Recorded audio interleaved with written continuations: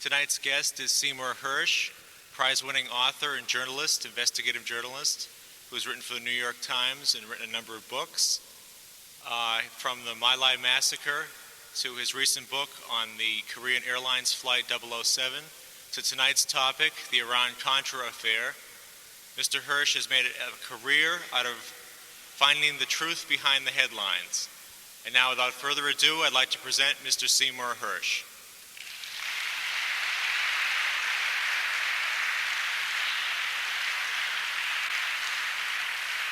This is so weird. I'm so far back, but that's the way it is. Apparently, if we get closer, the mic squeals, somebody said. As best as I can, I think I'll just try and tell you what's on my mind, and we'll do some questions. I should say that I'm actually in the middle of a book, not so much on the Iran-Contra affair, but on the foreign policy of Reagan. And as such, I have a lot of ideas on the press and its role in society,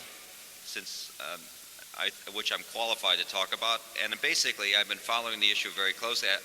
Before I begin, I ought to say to those of you who haven't caught up with the news tonight that it is true that the White House announced, I guess late this afternoon, that the 82nd Airborne and a battalion of Marines have successfully invaded Luxembourg and will be going ashore at Monaco tomorrow.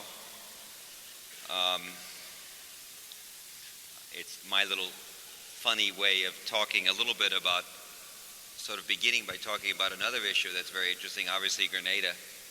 Some of you might remember the famous Grenada invasion of 1983, which was subsequently described as a great success.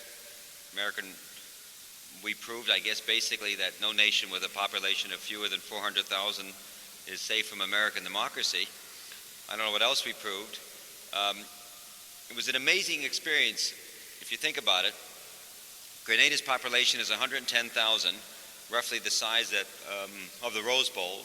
That many people fit into the Rose Bowl once a year. And son of a gun, we beat them. It was a great victory.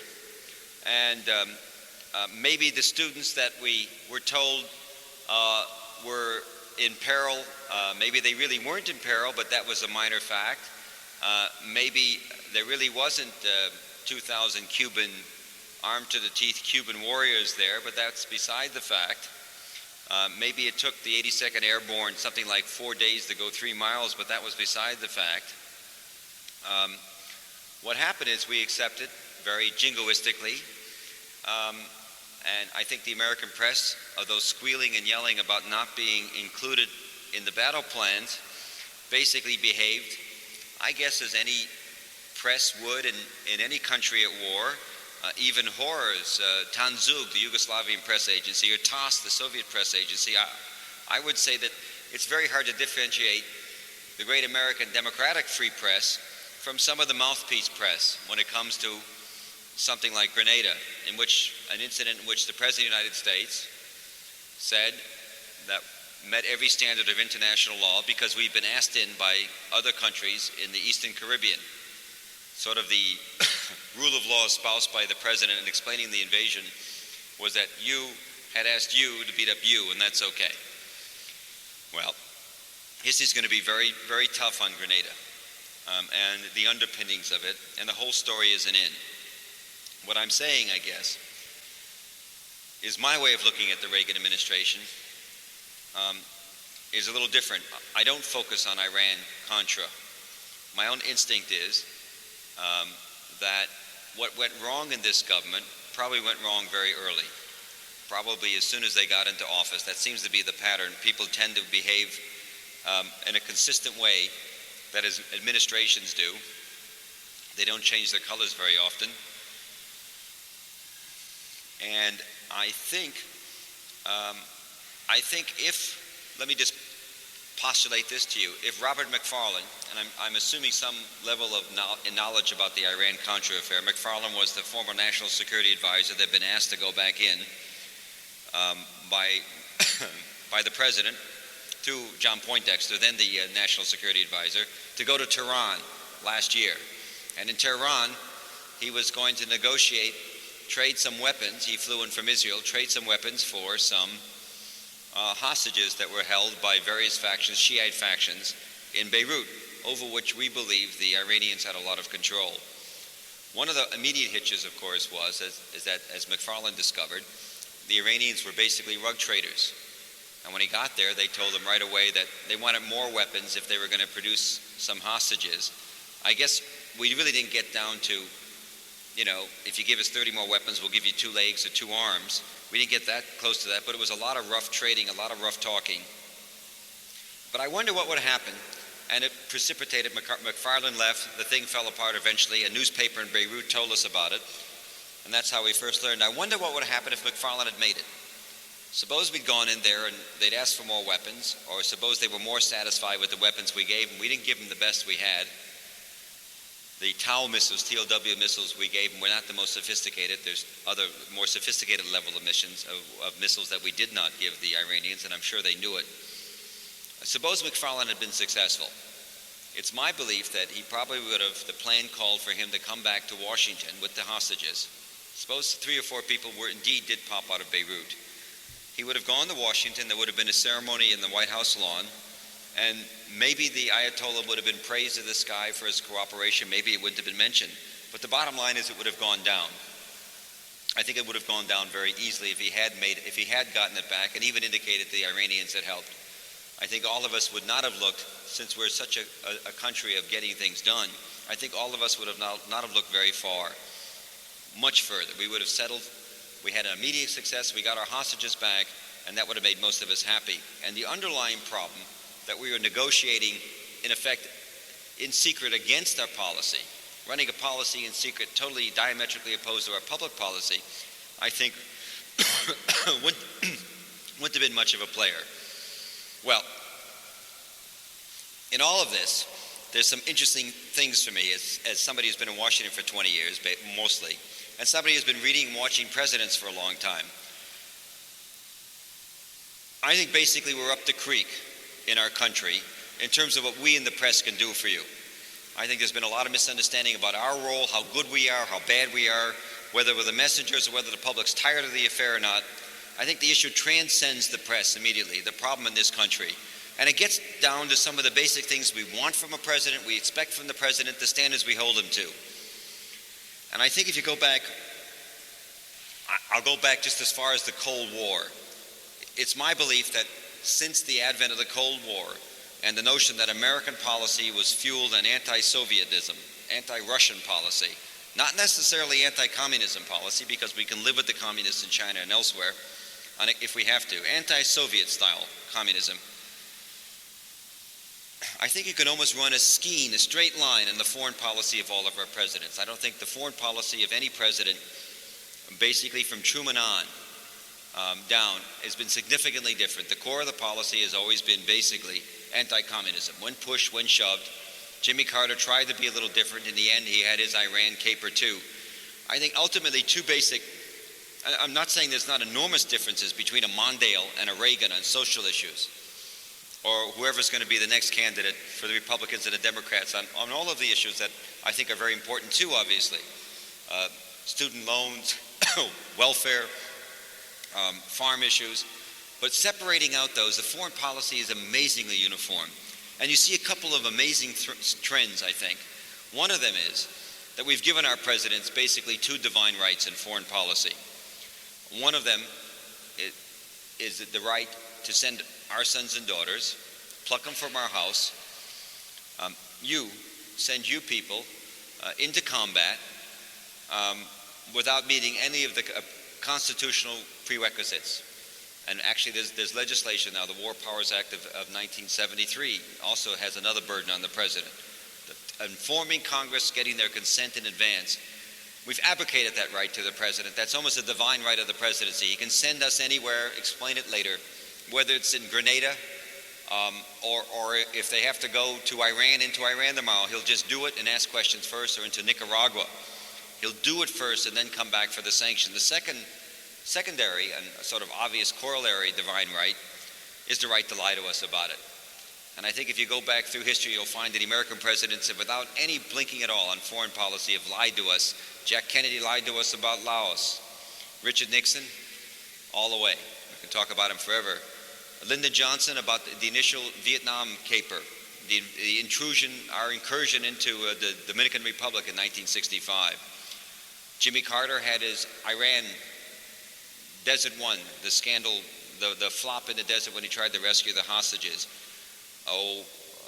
Jerry Ford had his Mayaguez. Some of you might remember the freight, the group of American sailors that were seized by a Cambodian force in 1975. 41 Marines were killed trying to free them after they'd already been freed.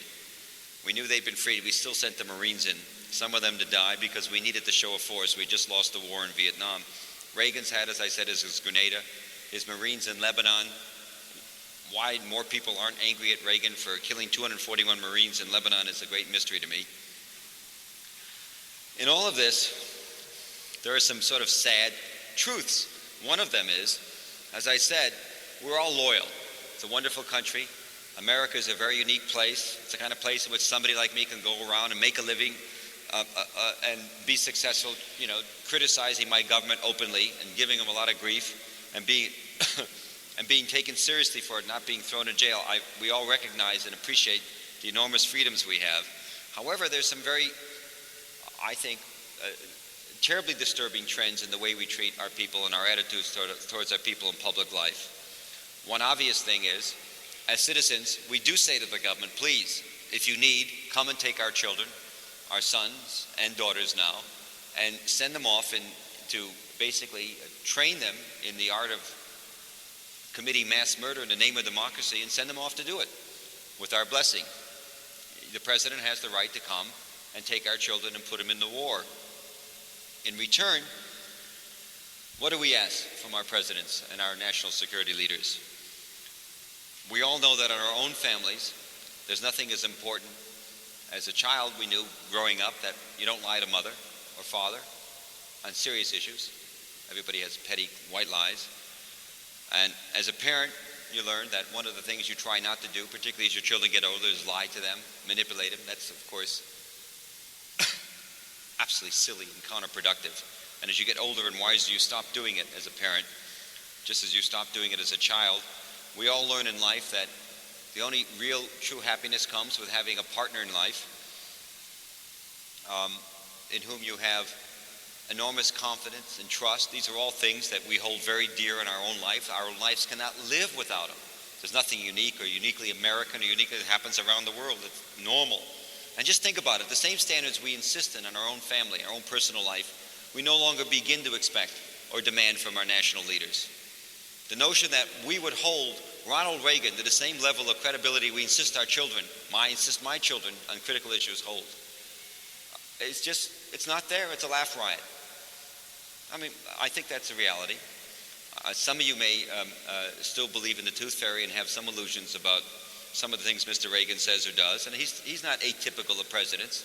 All presidents will lie to us and have.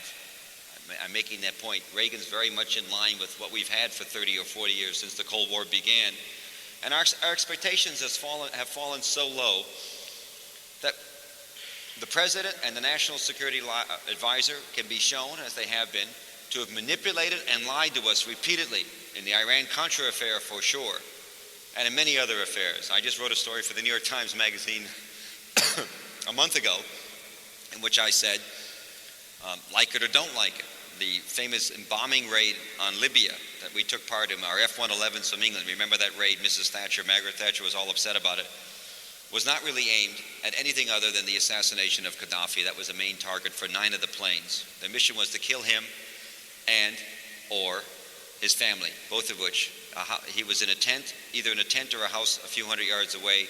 The pilots were instructed that they were to bomb both the house and in which he has 8 children and an adopted child, and target them on the grounds. You could target the family. There was a CIA study done saying that you could target the family on the grounds that in Bedouin culture, the desert culture, a man like Gaddafi is diminished even more, whether you get him or don't get him, if he cannot protect his family. So even if you kill his children and wife and children and miss him, you've diminished him in the standing of his countrymen. How such reasoning gets into the White House isn't really clear. I think anything would have gone, I guess, by 1986. The bombs fell. Gaddafi was missed. They hit his tent, but they hit near his tent, missed him. One of his children, an adopted daughter, was killed. Two of his children, a boy 3 and a boy 4, were critically injured and put in intensive care for a few weeks. All 8 children were hospitalized along with his wife. I don't know what honor that does to America to have this go on. I don't know what honor, I don't know what kind of integrity, what kind of process it is to do it and of course cover it in a series of lies as they have done. So I guess what I'm saying is I think we're much further down the road than some of you might, than most people. I think we've been lied to systematically since the man got into office about foreign policy. I think we've been lied to about the policy in South Africa. I think we've been lied to about the policy in the Middle East. I think we've been lied to especially about the policy in Central America. I think obviously we've been lied to about the policy in the Iran-Contra affair, but I think it's deeper. I don't think it's just something that happened. I don't think there was one critical misjudgment in 1985-86 over Iran. I think it's systematic and endemic. And I also think the last place you're going to get the whole story is going to be from the press. And I think the fact that you haven't heard it and the press doesn't tell it to you doesn't mean much. Because there's an awful truth that I've come to, I think it's a truth, and I think I've come to understand it. I'll tell you something. If the President of the United States and his national security advisor, his national security advisor, and his minions lie to us, it's not a unnatural mistake, actually. If the president and the people around him lie to the press, they can get away with anything. And I'm going to give you some evidence. I'm going to give you my view of history on that in a minute to make my point. But hear me out. I think we in the press are absolutely helpless if we have a president who's willing to sustain a lie and a national security apparatus who's willing to go along with it. We can't penetrate. The odds are too hard against this. You cannot believe the bombshells that are lying out there, folks. There have been whole companies of American Rangers put into combat that we don't know about yet. Whether you hear about it or not, whether you can get enough proof, there's an awful lot of stuff that's gone down in this administration and others too, I think. There's been stuff with the Israeli intelligence service that will be very troubling to a lot of Americans if it can get out. And how can I demonstrate to you that in this maze that the press really is sort of more of a bystander than a lot of people want to believe? Our problem is we've been spoiled. I can always touch base. I used to talk a lot about the Vietnam Wars. In the introduction you heard I did a story on, I was the first reporter to write about the My Lai massacre. There was a massacre that took place in 1968, almost 20 years ago, in which an army company was parachuted, was helicoptered into what was believed to be a heavy Vietnamese combat area, and they went into a village looking for a fight, and they found anywhere from 345 to 576, depending on whose count, civilians, men, women, children, mostly old men, mostly women and children, gathered around cooking their morning breakfast, their morning rice. About 7 o'clock, they rounded up the people, put them in 3 large groups, and machine gunned them, executed them over about 4 or 5 hours, casual raping along the way. At one point they stopped and they took a lunch break, and they sat there amidst the bodies eating sea rations. All of this was observed by officers flying above them in various patterns. The air above the operation, the task force was known as Task Force Barker in the northern Vietnam. At 500 feet, the battalion commander. At 1,500 feet, there was the regimental commander. The one-star division commander was at 2,000, and above him was the major general in charge of everything. All were there, all watched. Of course, one lieutenant got prosecuted for it, Lieutenant William Calley. The real lesson is, I started with that, and I used to talk about Vietnam, but you can't talk about, it's funny. It dawned on me when I was growing up in the 40s and 50s in Chicago, World War I was always some sort of distant mirage. It was Flanders Fields and Fields of Poppies and the poems of Sassoon and a few other things, a few novels. And it seems clear now that for most young people who grew up in the late 70s and 80s, Vietnam was your Flanders Field and your Fields of Poppies. It's a distant war. It's hard to relate to it. But what I think you all can relate to is Watergate, if by none other than the mechanism of the movies everybody here has seen All the President's Men, right? Have you? On home box office, video. Anybody not seen All the President's Men? Redford, Hoffman, Woodward, Bernstein. You know the story about Bob Woodward and Carl Bernstein. Bob Redford and Dustin Hoffman played the starring roles about how they. And here's the storyline. These two intrepid reporters, nothing I say should be in any way meant to denigrate what they did. What they did is outstanding, and they've been appropriately and rewarded for it, and there's not enough we can say about them. They did great stuff. However, the storyline is these two intrepid reporters find out about this bad guy Nixon and write a story, and they bring him down. Great victory for the press. The movie was a big hit, sort of like an ancient version of Rambo, you know, enrollment in journalism schools soared. Everybody got all excited about journalism as a powerful place, a place to shape things. And let me give you my definition of Watergate in light of that movie and the perception you have, in light of the notion that the press actually did in Mr. Nixon. And my notion has the same sort of beginning point as I would argue you could begin with Reagan. I begin on Inauguration Day, on January 20, 1969. Nixon gets elected.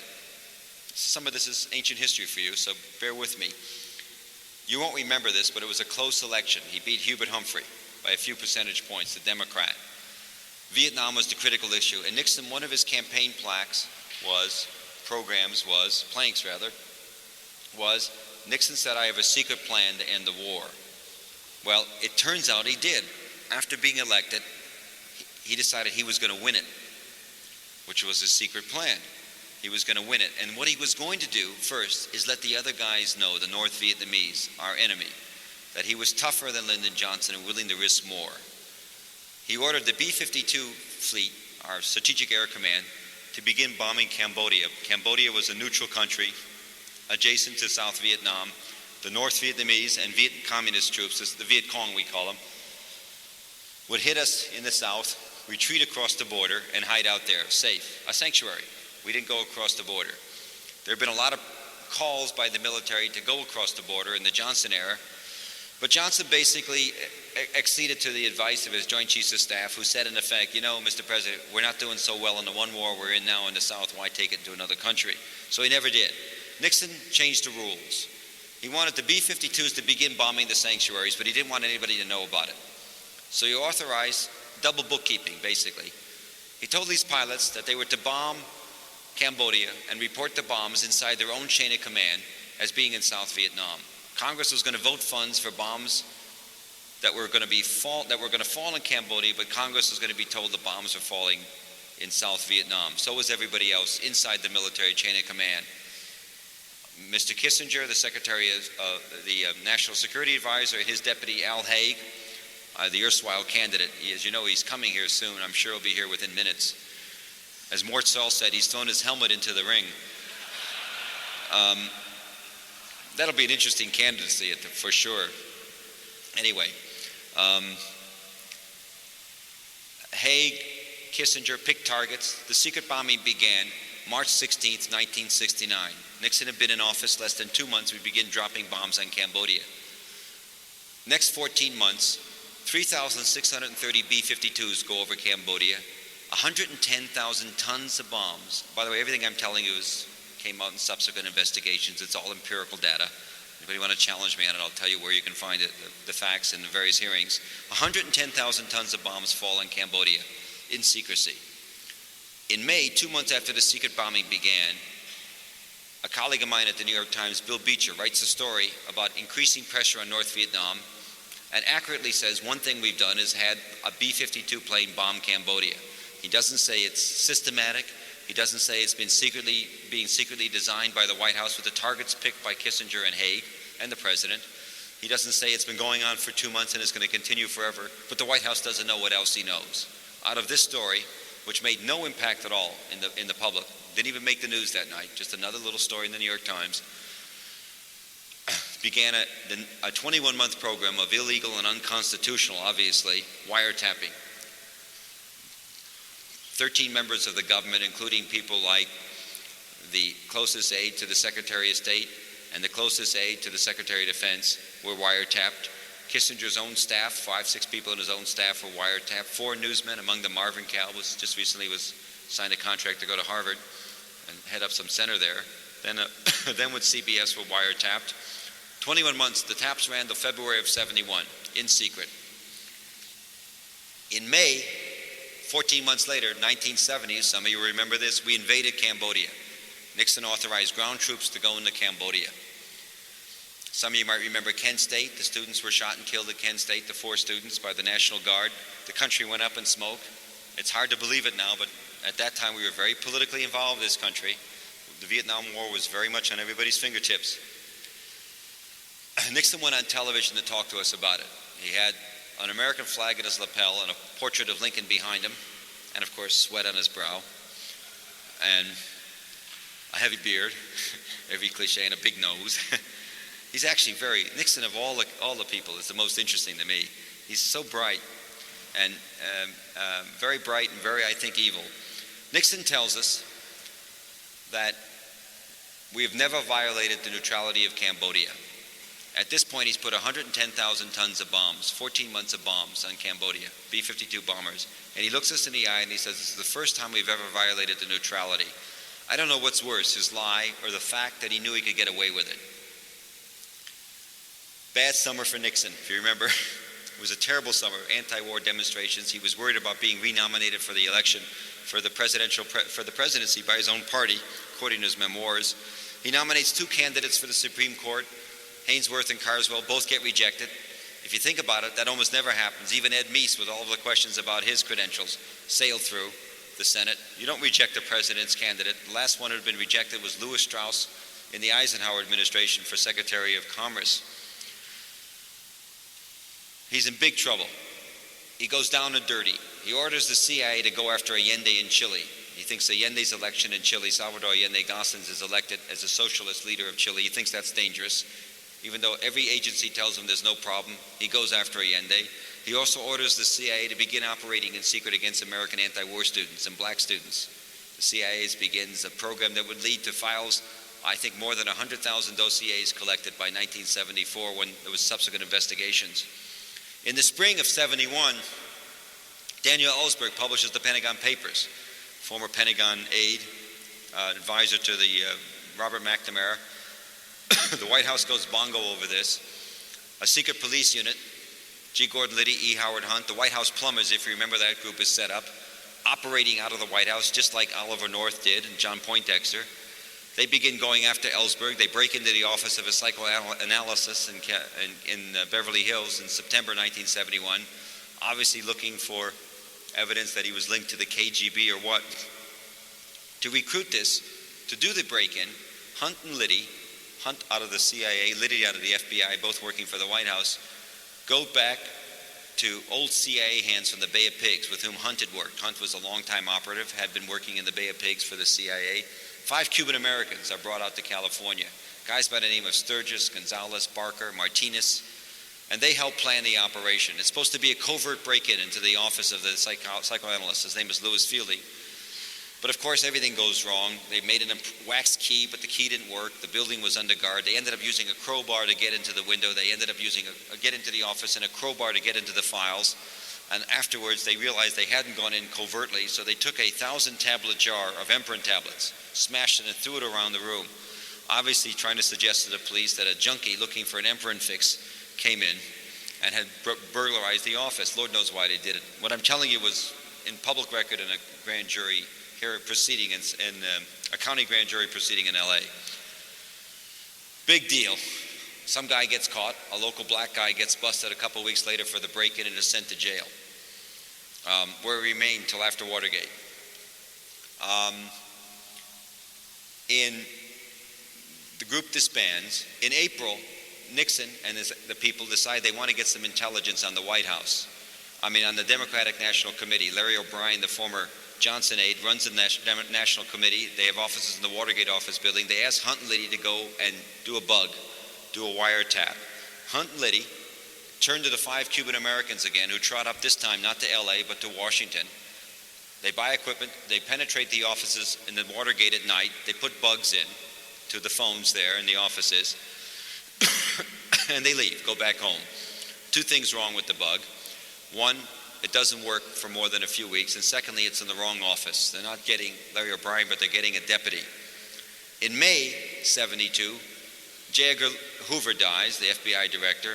Daniel Ellsberg, none other, comes to lead an anti-war demonstration, in part to celebrate his death, I presume. That's Nixon's interpretation.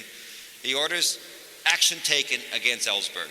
This comes from the Watergate prosecutor proceedings, never made public at the time because Nixon was pardoned, if you remember, before they had a chance to prosecute this fully. The 5 Cuban Americans, Hunt and Liddy, again are called on to do it, their track record being so sterling, everything they've done have been so wonderful. They're called again, and this time Sturgis later tells a federal grand jury that the orders were not to sort of kill Ellsberg, but just sort of, break a leg or beat him up or something. And they start a fight at the rally where Ellsberg is speaking.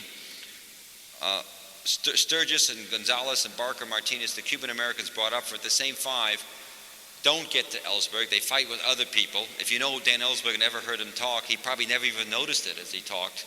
The fight going on, a few feet below him. And eventually a bunch of people are arrested and released the next day on White House. Somebody comes along with Secret Service passes and releases them. In June, they decide to do something. The election's coming up in 4 months about the no working bug on Larry O'Brien's phone. And they ask John Mitchell, we think the president, they ask Hunt and Liddy to go back and put new bugs in. Hunt and Liddy turn again to the Cuban Americans. They meet at the Howard Johnson Motel and they go in. And while they're in, before they get a chance to penetrate the offices, they're caught by the police. Some guard has noticed the piece of tape on the door and they're caught. And if you think about it, and the whole point of this story is, that's where the movie begins, if some of you saw it. It begins with the break-in. Okay, bear with me. When did we learn about the secret B-52 bombing of Cambodia, which was the 4th item of impeachment against Richard Nixon? Putting bombs where nobody in Congress or in the government has authorized you to is basically equivalent to murder 1 in a lot of people's books. It was the 4th item of impeachment. We learned in May 73. When did we learn about the unconstitutional and illegal wiretaps, which are still being litigated by one Morton Halpern, one of the tappies, in federal court? We learned in May 73. When did we learn about the CIA activities against Chile? We learned in September 74. When did we learn about the CIA and domestic spying at home? In December 74. When did we learn about the activities against Ellsberg et al. And the plumbers? May, June, July of 73. After what? They're all after one important date. They're after the 72 election. So I would say to you that my definition of the press and Watergate is this. If the American press had been able to penetrate any of the White House ongoing operations, and don't forget, by 1971, Richard Nixon, in acquiescing to a break-in, and again, Ellsberg's psychiatrist, he had put 110,000 tons of bombs on Cambodia over 14 months without getting caught.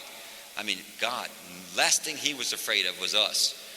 I would say that if the press had somehow managed to find one thing out in the first term of what I call the foreign policy Watergates, Nixon, Kissinger / Watergates, we might have had a couple of effects. One, we might have kept Nixon from himself. If he'd been caught out, let's say, bombing Cambodia, he might have been afraid to do the wiretapping, to have these clowns go back in and try and beat up people and go back into the wire, this nutty stuff they were doing. He might have hesitated twice on grounds that maybe he could get caught. Two, maybe you're not interested in having Nixon save himself from himself, but it's possible. The second thing is the Democratic nomination, for sure. If any of the thread could have begun to have been unraveled in 71, let's say. If a reporter could have written about 110,000 tons of bombs, it's almost amazing that we did not. We certainly had to see the holes. They were all over the place. Maybe the Democratic nomination would have been a little tougher, more hotly contested. Maybe it wouldn't have been left to George McGovern, a decent but certainly a sure loser. Maybe you would have had a more contested, a more viable nomination, certainly a more viable candidacy, certainly a more viable election process. Nixon could have won. I'm not saying he couldn't have, but it certainly would have been a lot tougher than it was. He swept everything, if you remember. McGovern got into, did his 1,000% for Tom Eagleton, if you remember some of that. So what am I saying?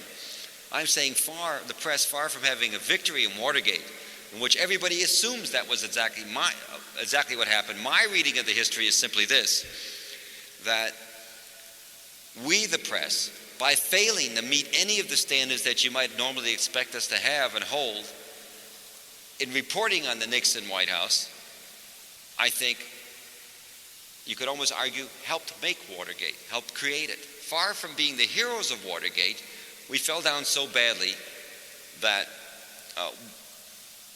we made Nixon, I guess we prevented Nixon from stopping himself, a little bit like people say Reagan should have been himself, and if Jim Baker and the others, Meese and Deaver, had been around, maybe Don Regan would have kept Reagan from being himself. I think the analogy is very exact. I guess the point is what I'm saying is, again, is that what this whole story shows is that if the president wants to lie and the people around him want to lie to us, don't expect us in the press to find out about it. We can't.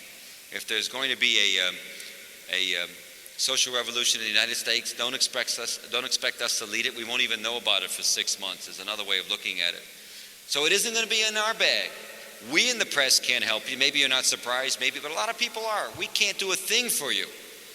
We can't do a single thing for you about it. And where are we going to do it? What's going to happen? Well, I don't know.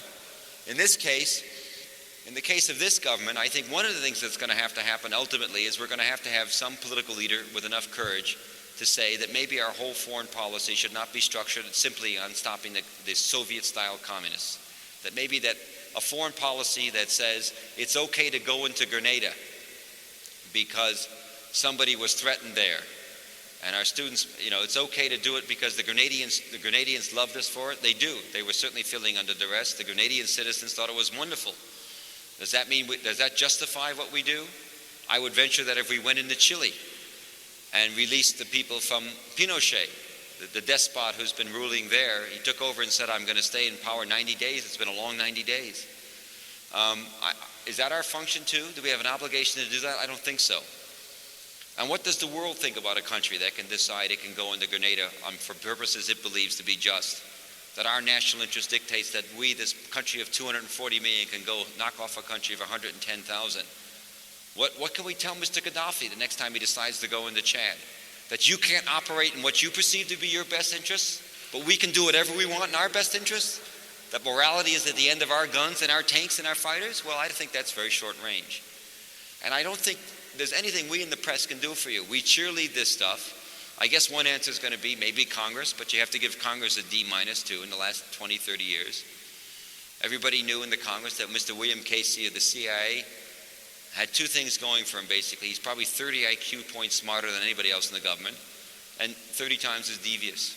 Everybody knew he was selling them a bill of goods, but nobody had the guts to stand them up. Nobody would take on the Reagan people because Reagan was too popular. We had some amazing spectacle in the first term of Mr. Reagan. We had a case in which some of you might remember when the Atlantic magazine published Mr. Stockman of the Office of Management, the budget director's sort of candid assessment. Bill Greider had a long piece on Stockman, December 1981, right at the time of the new budget, in which Stockman admitted that Ronald Reagan's budget was a fraud. That his notion of cutting deficits and reducing taxes and spending more on defense simply was impossible, which should have been clear. So the Congress was confronted in early '82 with hearings on the new budget that said, of course, we can increase defense spending, cut taxes, and reduce the deficit. Congress was confronted with this budget. This was the White House was telling them. They had Stockman's testimony in the magazine that it was a total fraud. So what to do? The answer was to call Stockman and say to him, is that right? And Stockman says, no, the magazine's wrong. Congress says, oh, fine, and then proceeds to go through hearings on that budget as if indeed the magazine was wrong, and Stockman has simply misspoken to the reporter. And they marked up the budget as if nothing Stockman said. I fault the Congress as much as anybody. By the way, it's interesting, when Stockman wrote a book that I recommend to all of you, Stockman's book tells you more about Ronald Reagan than anything yet written. And of course, he was treated as a pariah. The press joined in trashing Stockman for being somebody who defected. And the message of the Stockman book was totally ignored. The message being that we had a presidency that was operating on the 6:30 News and nothing more. Well, I'm not shy about my opinions. I do remember this is the live free and die state.